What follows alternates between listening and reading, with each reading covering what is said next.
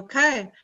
Well, I would just like to say good evening to everyone, and I am delighted to be able to welcome everyone to the first evening of our winter season, and to give congratulations to all of you who have successfully joined us on our video platform. I really hope that everyone is fine and has been able to make the best out of, well, what are just very strange times. You will have noticed that everything is not as it should be at the moment, but although the mills remains closed for the time being, David has put together a super programme of talks for our winter season. And so it's really lovely to have something to look forward to at this particular time. As it isn't possible for us to meet up in person, we have tried to keep in touch with everyone and let others in the society know what's going on via a newsletter. And for which I must say, I am immensely grateful to Jim Barber, who has collated all of the articles and sent these newsletters out. The newsletter, it was never intended to be anywhere close to a sort of learned journal. But of course, if anybody wanted to send in a short learned piece, that would be absolutely fine. It was more seen as, it could never replace it, but as the sort of chat and information that we would normally have had at our tea breaks, where we can all meet up, pass on information, ask other people for information about difficulties, anything like that. And that's all gone because we can't meet. So it really, we're looking for what people have done, what they've seen, problems encountered with equipment, photographs taken. Mind you, there's not been very much opportunity for that, but that would make them even more precious if people did have them. Books, articles read that would be recommended, or maybe more importantly, the ones not recommended, but anything of that ilk, send it in to either Jim or myself, and we'll get that into the newsletter. The other two people that I need to thank are Graham McAteer and David Patterson, who have taken up the challenge of organising all the technical stuff to make it possible for us to have our guest speakers on video link. And between them, they will be running all of these events and organising questions and answers at the end of each talk. David is doing all of this for us this evening. There's just one other item to mention, which is that you're probably aware that there is a huge issue in trying to obtain astronomical equipment since this wretched pandemic began. It seems that as well as an actual stop on equipment coming into the country, I believe much of it was coming in from China, there has also been a serious uptake in the number of people taking up astronomy over lockdown, which I guess is an upside to the misery of most of this. But Tony Hayes, our web manager, he has some equipment which he no longer uses and would like to find a new home for. He has a Star Adventurer, which at the moment you can't buy in Britain for love nor money, and all the bits and bobs that go with this. So for more information, if you could contact Tony, he has his email and telephone number, both in the first issue of the Society newsletter. See, newsletter. But yeah, that would be fine. Contact Tony directly and he'll tell you more information about the kit that's for sale. So now we can move on to the best part of our evening, which is where I get to introduce our guest speaker for the evening, which is Dr. James Wurster from the University of St Andrews.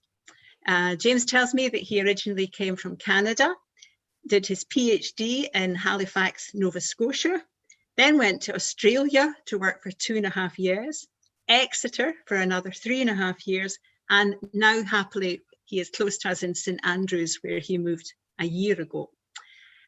Tonight, James is going to be talking to us about the birth of stars and the importance that this holds for just about every other area of astronomy. So I give James my thanks in advance for his talk, and will hand us back to David to take over all the technical organisation for this evening. So enjoy your evening, everybody, and I hope you stay safe and we meet up again in 2 weeks' time. Bye for now. Okay, I'll just hand straight over to James to fire up the presentation, and we should get ourselves going. And well, thank you very much for the introduction, and thank you very much for inviting me. Can I just get a thumbs up to make sure you can see the screen? Yep, okay. So first of all, I'd like to say that a lot of the work that you'll be seeing tonight has been done in collaboration with some of my colleagues. My primary colleagues are Ian Bunnell, who is here at St. Andrews, Matthew Bate, who's down in Exeter, and Daniel Price, who's down in Australia. So I'll start out by just discussing the importance of star formation, and then give you a bit of the theory as to why this is important. I'll then move on to the theory of how they're born, followed by some of the actual modeling we do and some of the results that I've achieved over the past few years. So to start out, stars, why are stars important? And just from the general perspective, aside from the moon, they're the first thing you see when you look up. And they really can be awe-inspiring, especially if you have a nice bright or a nice dark night. The few times I've seen almost the complete Milky Way, is just really inspiring. And even after studying these things for so many years, it still really does take my breath away. I've tried my hand at astrophotography without too much success, but here's a few photos I took a couple years ago. And I hope you can make out what the constellations are. And here they are on average if you haven't seen them. So both of these were taken from Australia. So we have Orion, which is upside down. And I'll tell you, that takes a lot of getting used to. When you grow up in the Northern Hemisphere, you can see Orion very easily, you know it. But now suddenly to see him standing on his head, it's weird. And then you have the Southern Cross, which is also very prominent in the southern sky. So just seeing all these stars really does draw your attention to it, and makes you, gives you a sense of wonder and awe about them. Now, not only that, but stars are really important for literally every aspect of astronomy. So first of all, stars are a light source, so we just actually see them. So they're able to trace out the motions of galaxies. They're able to trace out the different regions of the sky. In terms of nebula, for example, the starlight is reflecting off the gas and dust. So stars just literally let us see what's out there. Massive stars, when they die, they blow up in supernova, which really does affect a wide region of the galaxy. And in the top left corner, you can see a supernova outshining even the nucleus of the galaxy at that moment. We also have other massive stars that are just continuously putting out wind into the environment, continuously modifying it. Even low mass stars, such as the center columns, affect the environment. So we have a jet in the top middle panel. And in the bottom middle panel, we have a protoplanetary disk. These things aren't overly large on average, but this is where planets will ultimately form. And since these disks form around the star as it forms, we really do need to understand star formation, even to understand how the planets are formed, and following that trend of research. Massive stars, they also collapse into black holes. And I see that black hole research got the Nobel Prize in Physics earlier this week. And lastly, all heavy elements are processed through stars. So stars take the hydrogen and helium, process it into the heavier elements, and then eject it into space. So for all of these aspects of astronomy, and we could go on and list pretty much every other aspect out there, we can tie it back to stars. So understanding stellar astronomy is really important for every aspect of astronomy itself. So when we're looking at stars themselves, we broadly group them into three categories. So these are on their main sequence life. We have the low mass brown dwarfs, which are about 0.08 solar masses and less. We have massive stars at 8 solar masses and higher. And in between, we have low mass stars. And we know a lot about the stars just from these categories. So for example, we know that their lifespan is based upon their mass. So if you have a low mass star such as the sun, we know it will live for about 10 billion years. If you go even lower mass, then suddenly the age of, or the lifespan of the star surpasses the current age of the universe. However, when we start going the other way to the larger stars, then we can see that they have a very, very short lifetime of a few tens, maybe a few hundreds of millions of years. So the stellar mass during its main sequence lifetime, the stellar mass during its main sequence will dictate how long it lives. But not only does it dictate the age, it dictates how it will evolve. So this is a nice figure I found online that really shows how the star evolves. And we can see as we move from left to right, it's getting much older. But the important thing with this figure is every time we move across to a new stage, it is almost a deterministic aspect, because every time we have a split in the arrows and we have two options, the options are determined by the mass of the previous stage. So you pick any object at the very end of this figure, and we can trace it back in time and determine more or less what stellar mass it was. What's also interesting with this figure is as we go up from the bottom to the top of this graph, the end states of stars become more energetic and they start having a greater impact on the environment. Simply just because they are bigger, they can affect a larger area. So when we're looking at stars then, if we want to know what effect it will have on the environment, we do need to ask how many of these stars are there? And if we have to focus on something, should we focus on the low mass stars or the high mass stars? So quite nicely, determining the population of stars is a very important and very well-studied aspect of astronomy. And I'm assuming a lot of you have previously seen this figure. And this shows every single star that has a planet candidate around it. This is an old figure from 2015. And what I've done is in the middle section, in the middle yellow box, I've highlighted all the stars that have a radius similar to that of the sun. In the lower box, we have all the stars whose radius is less than the sun.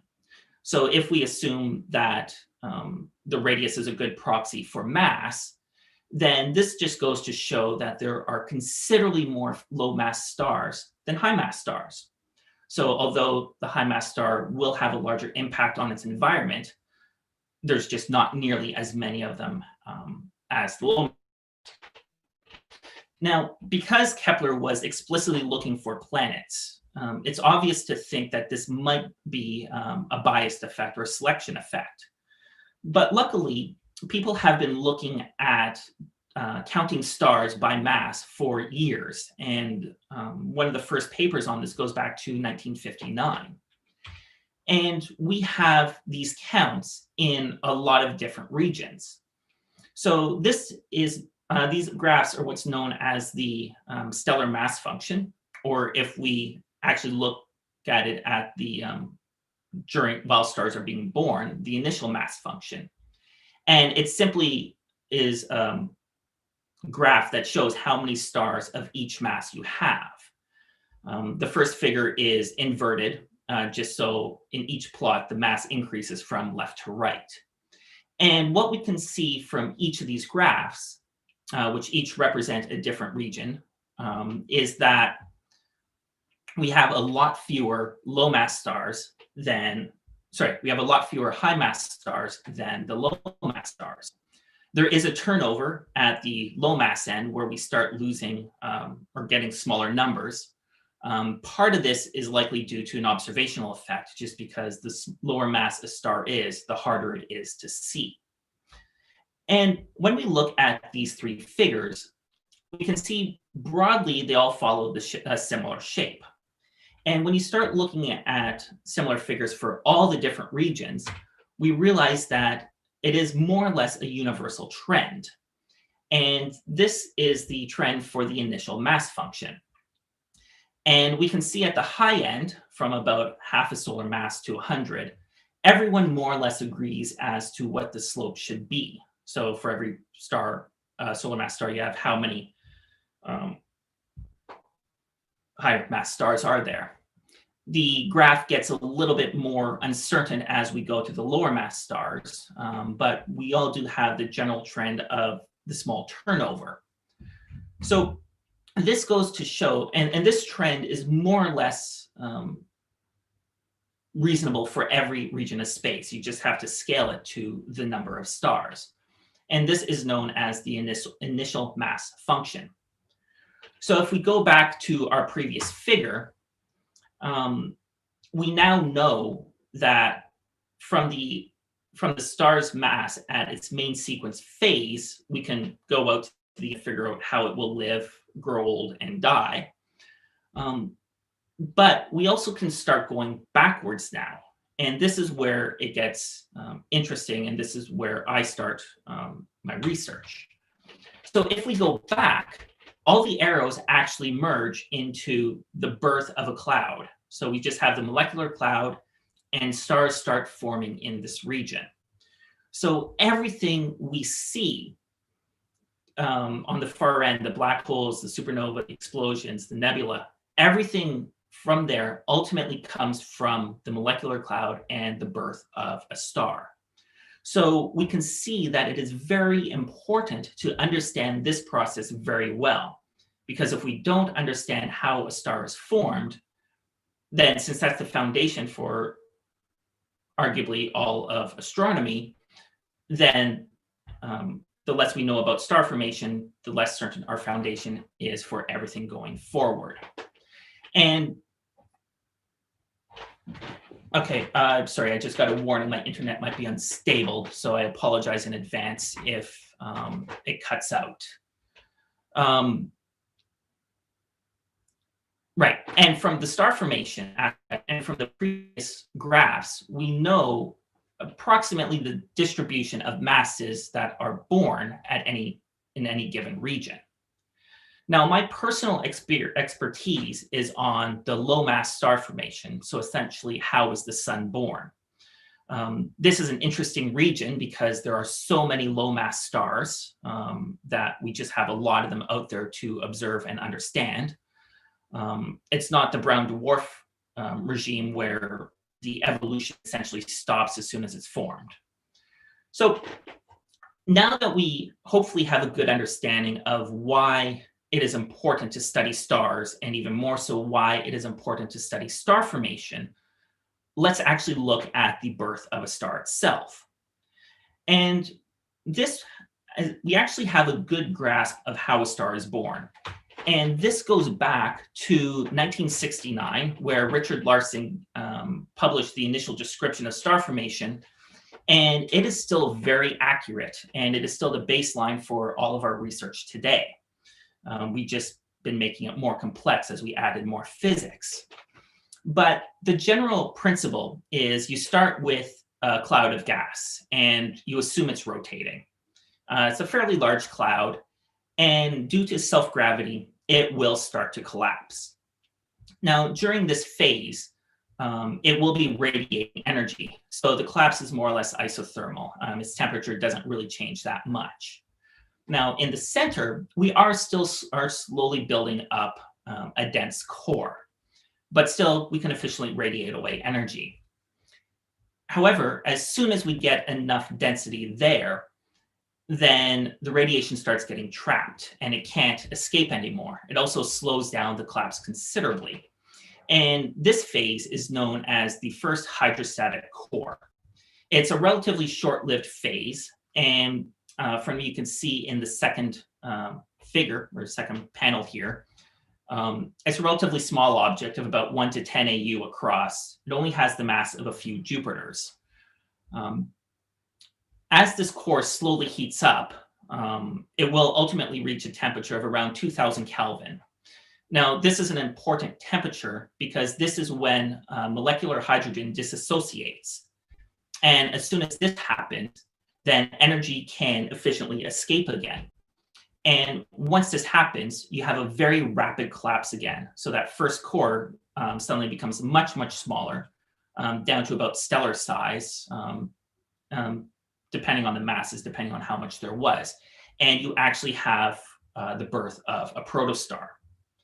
Now, as this is happening, assuming the initial cloud is rotating, we need to conserve angular momentum. And this is just one of the conservation laws of physics. And the two ways that this typically happens is through the formation of a protoplanetary disk and through an outflow. So those two objects are directly tied to the formation of the star. So we can't actually discuss star formation without discussing disk formation and outflows. And a lot of my talk will be focusing on the disks and the outflows, in part because they are more interesting. They are the direct result of the star formation process, and they are a slightly easier objects to observe. So when we're in this middle phase, this is the protostar formation, and it has what's known as a class 2 or class 0 disk. Now the star then continues to evolve, and it accretes the inner disk, creating a gap here, and the envelope starts collapsing onto the disk itself. And then finally, the envelope's completely dissipated, and we have a nice class 3 system. So this is the star formation process in a nutshell. Eventually, after the class 3 phase, the disk will dissipate, and you'll have a nice solar system, such as the one we currently live in. So my personal interests are in the first few phases of star formation. So I go from this rotating gas cloud until the star is born, until the disk is born, and hopefully some outflows. So when we start to model a star, we need to consider what aspects go into this. So what physical processes and what physical objects. So we have a gas, as you would expect, and we have dust, which is quite plentiful, and we think it is very important. Unfortunately, a lot of our models are just getting to the point where we can actually include dust. So despite its importance, I won't really be talking about it for the rest of this talk. Now, in terms of physical processes, we have radiation, as I've previously mentioned. We have some initial motion of the gas. So either it's rotating or there's some random turbulent motion. We have observed both, so it's probably a superposition of both some rotation and some turbulence. The exact levels of each is yet to be determined, but we have an approximate understanding of what each of these should be.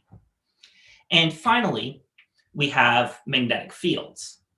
Now, this is the topic where I've spent the majority of my research over the past 7 years. Magnetic fields are incredibly important for star formation. They're very pervasive in that region. They're also fairly difficult to deal with, which is why a lot of people ignore them. During my PhD, I was working on a completely different topic that neglected magnetic fields completely. So when I first started star formation again, it was an interesting crash course in magnetic fields and remembering everything that I had forgotten since undergrad. So because magnetic fields play an important role in star formation and hence in this talk, I will give you a bit of a reminder in it. And so we'll just start out with a common bar magnet. And I'm assuming you've all played with these magnets before. So this is just a nice image of a bar magnet with iron filings. And the iron filings are following the magnetic field lines.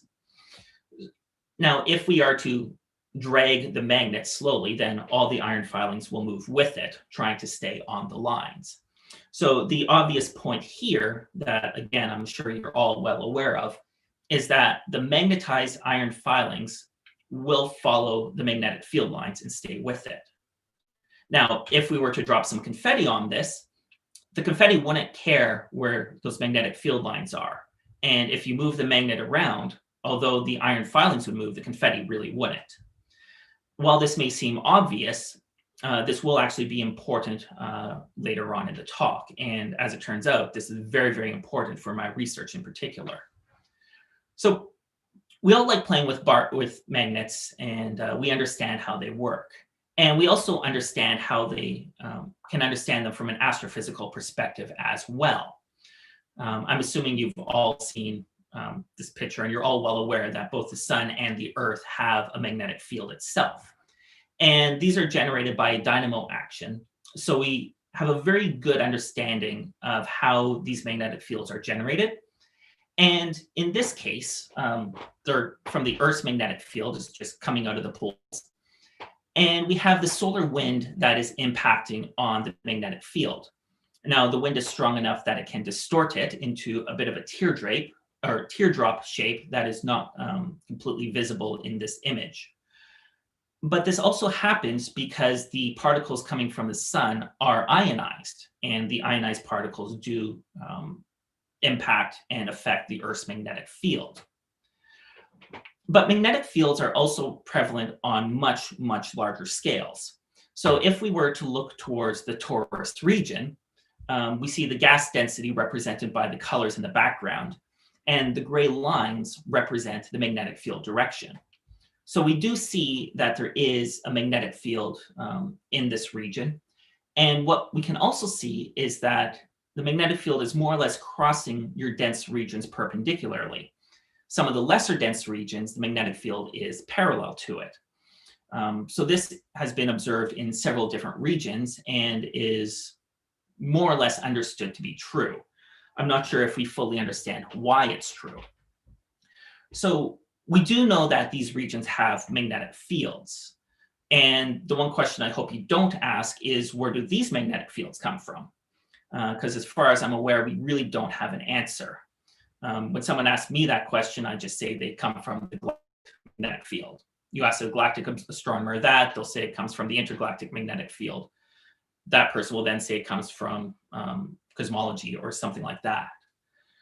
So for magnetic fields on all these levels, we really just blame the origin on the person who studies the one scale up from us. But despite not really knowing where it comes from, we do have a very good understanding of its behavior. So if we start from a gas cloud, we'll say it's rotating, and we'll say it's fully ionized. So because it's fully ionized, that means it will move with the magnetic field, and or the magnetic field will move with it, depending on your perspective. So if we just let this rotating sphere collapse, then it will drag in the magnetic field with it. It will collapse down into a pancake, both because of the rotation and because gas can easily flow along the magnetic field lines. And we get this nice hourglass shape, or the pinched shape along the equator. We can zoom in a little bit more, and we can see on these scales too, it is still a very pronounced pinching. And we'll zoom in once more. Excuse me. So what we see here is the background represents the gas density.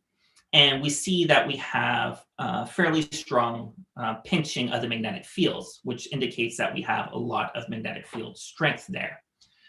Unfortunately, when you actually look at this in a model, this magnetic field strength is several orders of magnitude stronger than what we observe. So that indicates there is a problem with our model. Now, in this case, because the gas is totally ionized, it's essentially treating the entire region as if it's iron filings. So everything is just being dragged in with it. But in reality, star-forming regions are only weakly ionized. So most of the gas is neutral, or in our previous example would be the confetti. So in that case, the iron filings, as they collapse, they will drag the magnetic field with it. but the confetti will just slide through it. And that's what we get in this case with partial ionization. So we still have the same dense core, but because only some of the gas is dragging in the magnetic field, we have a lot less pinching of the magnetic field lines. We still have the same hourglass shape that we observe, but it's not nearly as strong. And when we look at the magnetic field strength itself, which is now represented by the blue background, we see in the total ionized case that we have a very strong magnetic field, but in the partial ionization case, it is much, much weaker.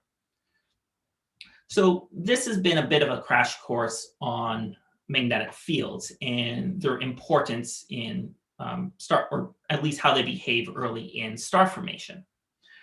So now that we have a bit of a background in star formation, understanding the importance, we can move on to studying it and creating some models. So a lot of my colleagues are observational astronomers, so they will look at these regions and analyze all the observational the data they see. But it's a slightly different process for a theoretician. So the steps we go through is, first of all, it's the simple question of what problem do we want to solve? And in my case, it's how is a star born? Then we want to ask what physical description is needed to solve the star, or to solve this problem. And we can determine the physical processes based upon the observers and what they see. So in this case, we will actually use radiation non-ideal magnetohydrodynamics. Then we have to ask, what is the initial configuration for our model? And for the next part of this talk, we'll just start with a simple sphere. It'll be rotating and we'll put a magnetic field through it. Now, although this sounds simple, determining this initial state can be a bit of a challenge. We don't actually know what it is. And if the end phase is dependent on this, then it is very important that we pick a realistic initial configuration. Right now, throughout the literature, there's a lot of different initial configurations. There are some that are likely more realistic than others, but determining this initial state is challenging, and it's arguably still an open question. So once we have that, then we need some sort of method to solve it. And for all practical reasons, there's only two main methods out there to solve those previous sets of equations. And the one I choose to use is known as smooth particle magnetohydrodynamics. I won't get into the details of this, of that. It could be a talk completely unto itself. Now, the next thing we need is observers need the telescopes. We need computers. And this is an actual photo of the supercomputer down in Leicester, and is the one that I use on a regular basis. And assuming it didn't crash, I actually do have a simulation running on this computer as we speak. And the final thing you need is patience. Now, I run a lot of simulations. If I'm lucky, a few of them take about 3 or 4 months. Some of the more interesting ones take about 9 to 12 months. And at the end of the talk, the simulations I will be showing you took 2 years to run. Now, if you think that's long, my supervisor from Exeter, Matthew Bate, he ran into my office one morning incredibly excited because his simulation that had been running for 9 years had just ended. So he was ecstatic about that. And I just can't believe having the patience just to let something run for 9 years. It also helps if you have a permanent job and you're not moving around every 2 to 3 years. So once we put all this together, we will start to model a star. And we have an idea of what we should expect. So we know that the magnetic field pinches and forms this hourglass shape. So we expect to see that. We know protoplanetary disks are formed around these young stars. So we expect to see that. And we know these jets are launched from these stars. So we expect to see that. So now I can show you the first set of simulations. Now, because we're not completely sure what the initial configuration should be, this video shows 3 different configurations. Now, there's not much difference between these ones. The main difference is on the left side, a total ionized model, and the other 2 models are only partially ionized. Excuse me. The 2 partial ionizations, the difference between them is just the direction of the magnetic field. As it turns out, one of the processes we include is very sensitive to the initial direction, which is why we've modeled both. So now this is a nice video that I will hit play, and hopefully you should be able to hear the music with it as well. I don't know if I convinced her or she volunteered, but this music has been composed by my sister explicitly for this video. So as we watch the evolution, we see the very early stages look the same for all of them. But now, even at this phase, they start looking different. The timing is different of those outflows, the structure looks different. As we flip through the different colors, each color represents a different property. If you want to look at this video in more detail, it is available on my YouTube channel. Now, we've just finished the main collapse. So we've already actually gone through the first hydrostatic core phase, and we've just formed the protostar itself. And right now we see these videos look very, very different. The leftmost one has an outflow, the other 2 don't.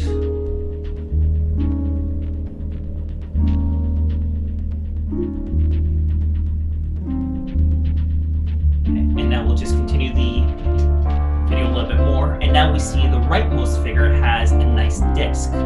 It's about 30 AU in radius, and whereas we don't explicitly see anything in the other 2 figures. So what we've seen, we'll just let this play through.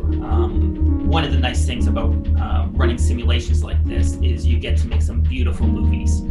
You probably spend a little bit more time than you really should on these ones, but it's an occupational hazard. I'm sure you've seen a lot of videos, astronomical videos like this about. It's not just from me.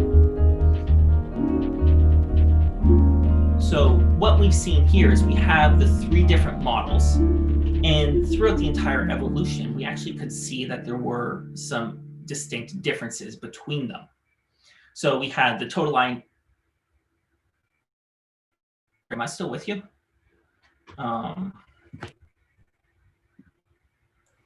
Yeah, you're still with us, James. Yeah.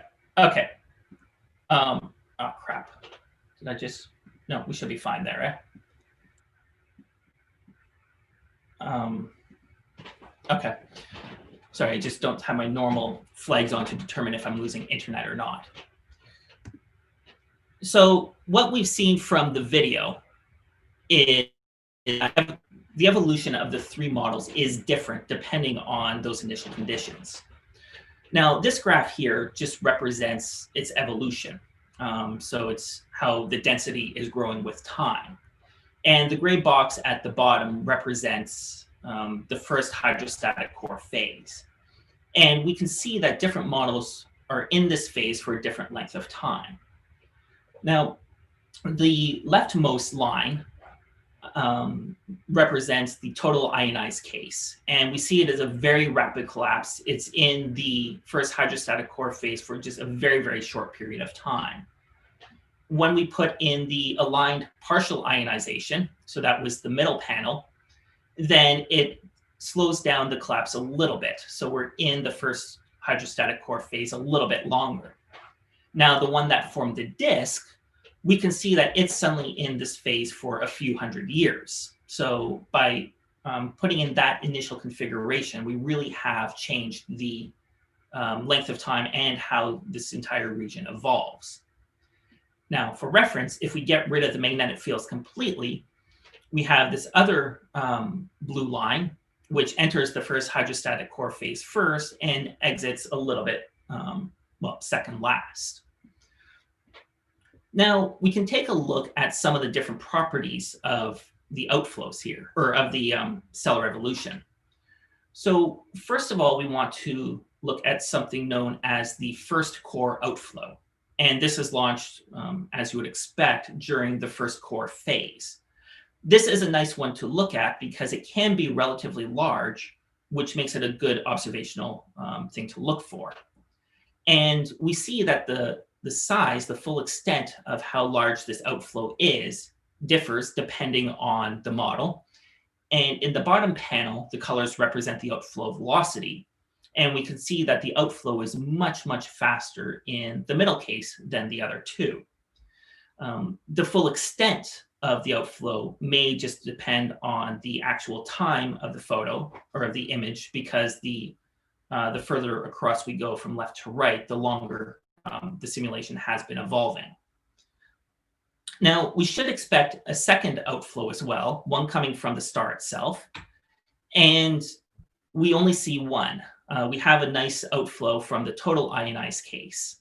We're looking at about 7 to 10 kilometers per second, which is about what you would expect. Some of my colleagues, or competitors actually, have formed similar outflows, evolved it longer, and have gotten much, much faster outflows. This again shows that there should be an outflow, but it also depends on your initial configuration. Now, a sad point is we don't get these outflows in the partial ionized case. So this is something that's a little bit concerning and something that I have been actively looking into. So we've looked at the outflows, and then the next thing is the disk. And when we look at the gas density, it is very clear that on the right-hand model, we do have a nice 25 AU disk, nice structure, beautiful disk. In the other two models, it's a little harder to tell when you're just looking at the gas density. We see some bright spots in the middle. We know it's an overdensity, but is it a disk? And when you look, when you look at the rotational velocity, it is clear then in the middle panel, you do have a small disk. It's about 2 AU across. But in the total ionized case, we don't have a disk at all. So that means either we can get an outflow in the total ionized case or a disk in the partial ionized case. I've yet to be able to form both simultaneously. I am working on it though. Now, the disks, the disks that we see, form at completely different times. So the first disk, the really big one, forms late in the first hydrostatic core phase. So that disk has formed even before the star itself is born.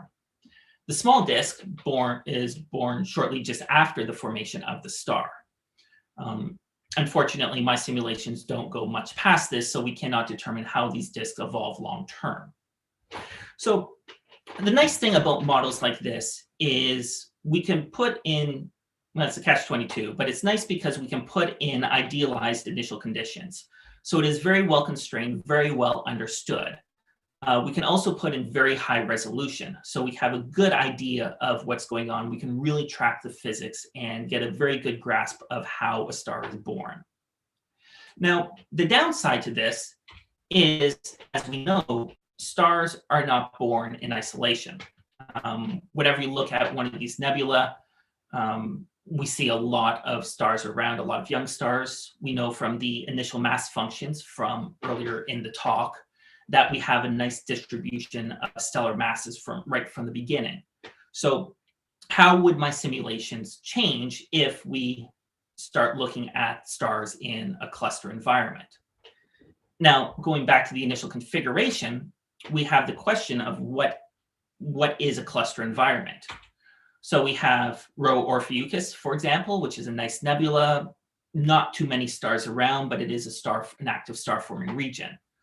But then you have 30 Doradus, for example, and it's a really massive star-forming region. And as you can see, there's just a lot of stars. But even within this region, you have a really dense stellar region, such as the lower circle, or a much sparser region, such as the upper circle. So even within star-forming regions, the stellar density does change considerably. So just from these two figures alone, what is the initial conditions we want to use? Now, the one that I'm kind of interested in is the Taurus molecular cloud. Now, I like this one because it's a few thousand solar masses, so relatively speaking, not that dense. It is relatively close by, which means that we can have very good observations of it. And we have a nice optical image of it on the left. On the right figure, we see the gray scale is the gas density, and each symbol represents a star.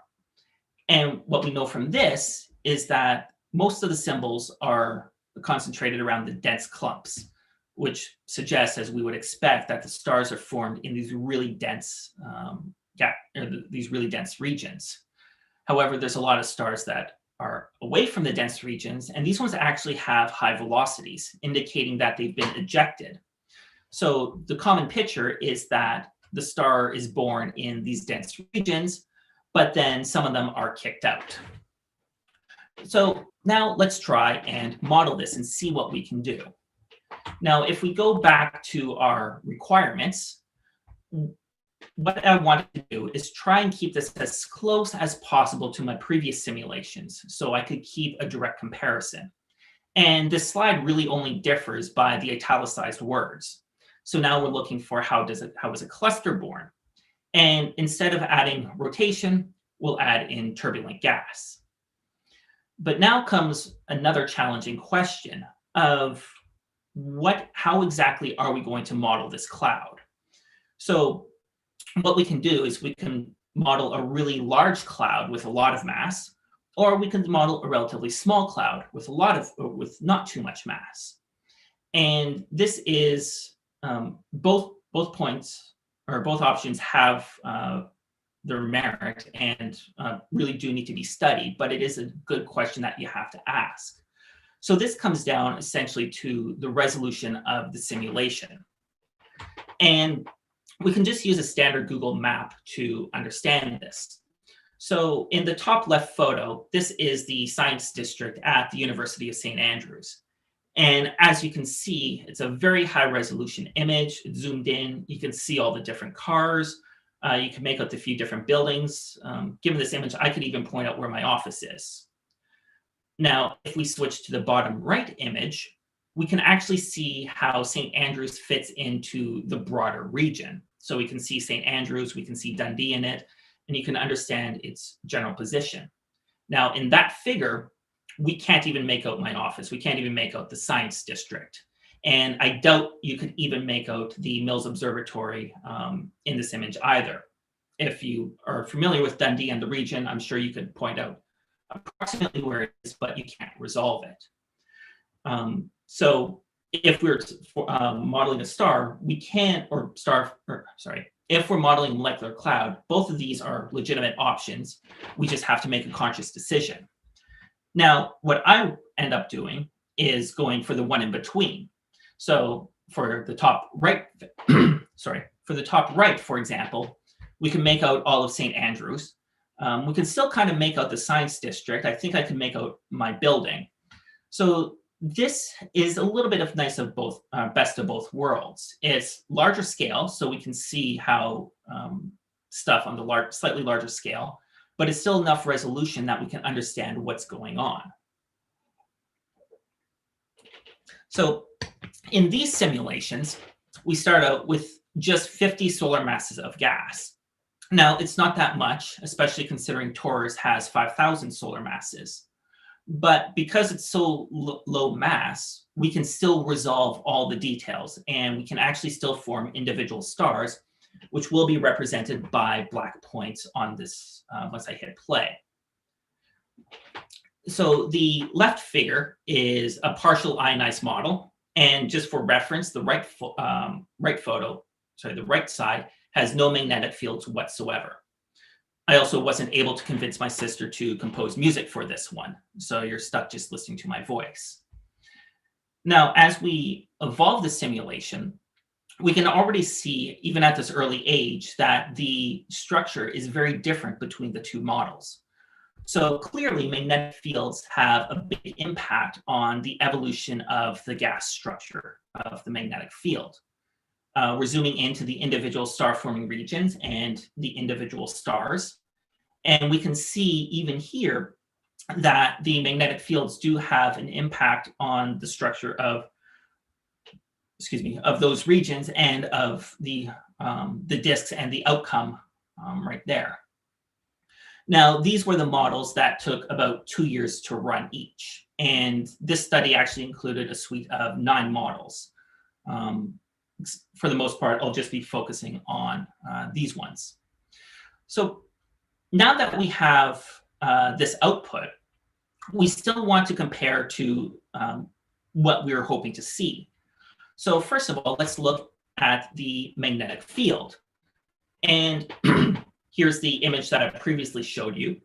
And on the left side is my models, and the dashed lines represent the direction of the magnetic field.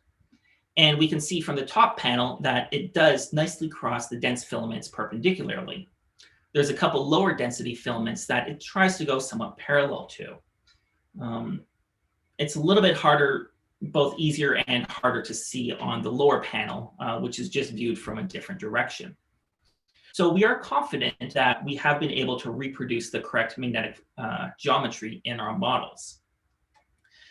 Now, because we are forming stars and individual stars, we can take a look at their initial mass. And since we don't evolve the star cluster for too long, we know the mass represents essentially their birth mass.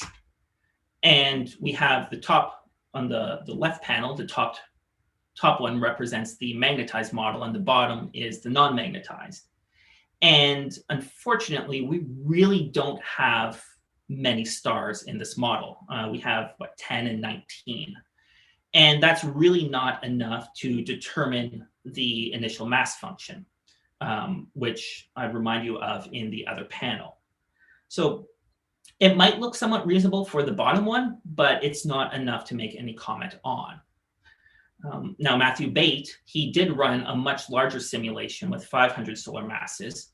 He got 183 stars, but he did not include the magnetic fields. But when you look at the initial mass function from his simulation, which is the middle panel, we can actually see that it does fairly well in matching the CO5 initial mass function. So that indicates that his simulation really does a good job at reproducing, well, at least the initial mass function. Now, because it doesn't include magnetic fields, he is missing some physics, which needs to be accounted for, and which we have tried to do. So we understand, have a good grasp of this. Now we can look at the stars themselves. And the next thing we want to look at is the outflows. And I'll skip that because we don't form any outflows. We've looked at them all, and there's nothing. We're assuming that this is because the resolution is just not high enough to see it. And that's where we're kind of sitting at right now. But we can look at the disks. And in each of our, this represents every single star in each of our 9 models. And from this, we can see that there are quite a lot of disks that form. They have a lot of different structures around them. Some are circumbinary disks, some are binary systems. But we have formed quite a few protostellar disks. And this is excellent because this is one of the hallmarks of star formation. Now, briefly, to compare these disks to that from the star that formed in isolation, here on the left, we have 16 representative disks from the cluster simulation. They all have this nice flaring shape, as we expect. They're all different sizes, slightly different structures. On the right-hand side, we have the single disk from the isolated star. And again, it's a much smaller radius. So the two big differences between these simulations are the resolution, and the disk on the right is still much, much younger. And because it's formed in isolation, it doesn't interact with the rest of the environment. So it is an interesting question of how do these stars, or how do the disks interact in their environment? And we can take a look at one of these simulations. So here we have a disk moving through space, and we can see there's a second star orbiting it, a lot of gas flowing in. You get a different, now a second disk. And we can see that this is a very, very dynamic system. Completely destroyed the disk and now it reformed for a bit. So depending on when we even analyze this system, we will get completely different results. Now, this also shows some of the importance of numerical simulations, such as I've been presenting today. Because observers, when they look at a cloud, it's just a snapshot in time. So it could be at any point along there. But when you look at a simulation such as this, we can actually see how it evolves along the system from one point to another. Now, because we like movies, this one is also from Matthew Bate, and this shows all 183 of his stars. It is centered, each panel is centered on an individual star, and each panel will show up as soon as the star is born. And we can see as this evolves that we get a lot of the stars forming, and you can see how the disks form around them and how they interact with each other. So it is an impressive video. We're quite in awe of it, which is one of the reasons I like showing it in talks such as this. Now, when he made it, it was both for PR, but also for science. And I'm told that he actually just spent hours watching this video trying to extract scientific information out. And you can imagine how this could captivate you as you're just looking at individual systems, trying to understand how they are born. So this is just, so this represents all the disks and all the stars in that simulation. Okay, so with that, that brings me to my conclusions. So hopefully I imparted on you the importance of understanding star formation and how all aspects of astronomy can ultimately relate to the star itself. When you study the formation of a star, it necessarily also means studying outflows and disks. And magnetic fields really do have a strong impact on the star formation properties, and particularly on the resulting environment. And when you make a model such as this, you can either do it in isolation with high resolution or in a cluster environment at low resolution. Both are incredibly important. Both really do yield a lot of interesting information. And I'll be continuing on this line of research for the next few years and continuing to improve our understanding of star formation. Thank you very much for your attention, and I would take any questions you might have. Well, thanks very much, James. I'll give you my applause anyway. It's a bit unusual not having an audience for a talk like this. Hopefully when things are a bit better, we can get you to come up to the mills and give us a talk there as well. I appreciate that. Yeah, we're getting quite a few comments on the chat here, and I have a couple of questions already. One from Scully asking about something you mentioned early on about the initial gas cloud and disk, where you mentioned the dust, and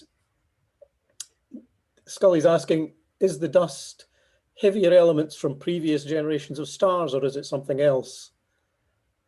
Yes, it is from the previous generations of stars. Typically, we're looking at about the silicons and the silicates, a bunch of carbon, magnesium. Those are the main ones that we're interested in, that we believe is around there. So this does grow. And then the other question is to various sizes. So we can go all the way down to microns up to, once you actually hit the protoplanetary disk itself, they grow up to millimeters, centimeters, and even larger to ultimately form planets. Yeah, that sounds cool. Another question from Yoshiko asking, when you're running simulations that take 2 years, what do you do in the meantime? I mean, I must admit, it is quite an interesting problem of trying to schedule your research when you're not going to get a result for 2 years, or or even 9 years. That's just insane. How do you cope with managing these kind of scheduling problems? So the nice thing is, once the simulation is running, it really doesn't take much effort. For the most part, I go in once a week just to reboot the simulation. Maybe once a month, I'll just take a look at the current results just to make sure everything is going along. So once it's running, it really doesn't take much time. So I essentially have just a lot of projects going simultaneously. So you get one, you get it started, you put it on the back burner and just babysit it, and then you start another one. So it's always cycling through. So while I was running those 2-year simulations, did I start those? Yeah, I did produce the individual cluster paper as well as about 3 or 4 other studies with that. And I have one final model that's still running that I believe I started April of last year. And I'm in part, I probably could stop at any time I want, but I don't actually have time to analyze it right now. So I'm just going to let it run even longer. So sometimes these things do also run longer just because you don't have time to properly play with them yet. But that's cool. Yeah, I suppose it gives you a chance to look at multiple options and multiple different lines of research, I suppose. And, exactly, yeah. Have a look at that. I think that's all the questions that we have on the chat at the moment. You would probably get a lot more if we were actually in a live situation, but there's certainly quite a few people saying thank you for an excellent talk. So I'll pass on their thanks for that and say thank you again.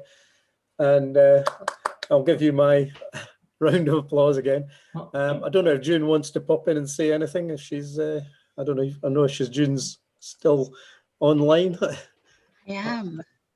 Yeah, she's there. Yeah, I am. That was wonderful. Thank you, James. You're welcome. Really amazing.